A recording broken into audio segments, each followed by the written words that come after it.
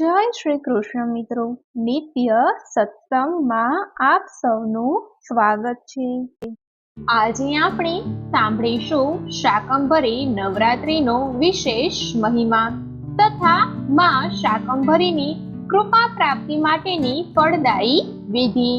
જો આ વિડીયો તમને પસંદ પડે તો લાઈક અને શેર કરી ચેનલને સબસ્ક્રાઇબ જરૂરથી કરજો।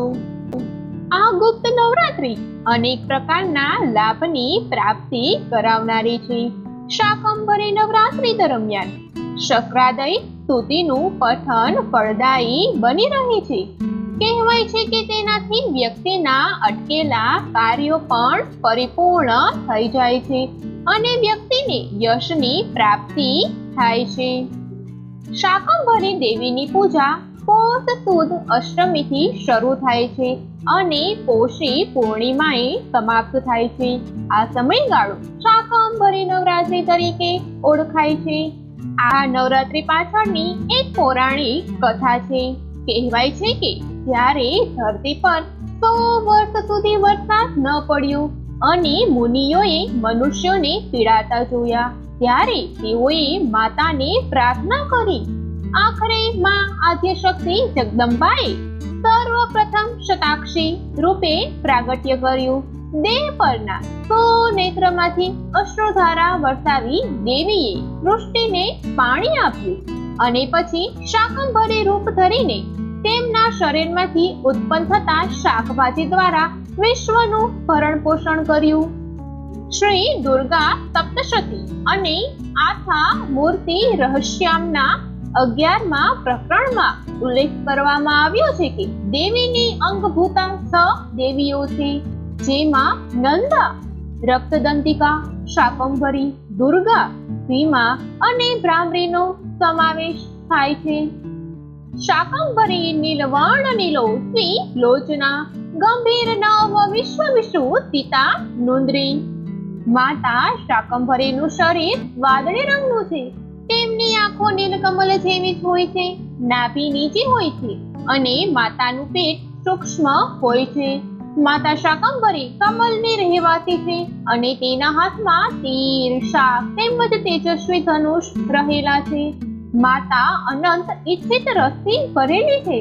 તે ભૂખ, તરસ અને મૃત્યુના ડરનો નાશ કરે છે। તે ફૂલો, પલ્લવો અને ફળોથી ભરપૂર હોય છે। ઉમા, ગૌરી, સતી, ચંડી, કાલિકા અને પાર્વતી પણ એ જ છે। શાકંભરી નવરાત્રી એ એક ગુપ્ત નવરાત્રી છે। શક્તિ ઉપાસકોમાં આ નવરાત્રીનો સવિશેષ મહિમા છે। કહેવાય છે કે જે જાતકોને મિથુન, કન્યા, તુલા, મકર અને કુંભ લગ્ન હોય તેમણે તો માતા શાકંભરીની પૂજા અવશ્ય કરવી જોઈએ। તો હવે આપણે સાંભળીએ માતા શાકંભરી ઉપાસનાનો મહિમા। એવું કહેવાય છે કે માં શાકંભરીની કૃપા જે પણ શ્રદ્ધાળુ ઉપર થાય છે તેને આજીવન ધન ધાન્યની સમસ્યા નથી રહેતી। શાકંભરી નવરાત્રી દરમિયાન શ્રદ્ધાળુઓએ વિદ્વાનોને દાન પુણ્ય તેમજ ભોજન પણ કરાવવું જોઈએ। ખાસ કરીને દુર્ગા સપ્તશતીના પઠન સાથે હોમાત્મક યાગનો શાકંભરી નવરાત્રી દરમિયાન વિશેષ મહિમા રહેલો છે।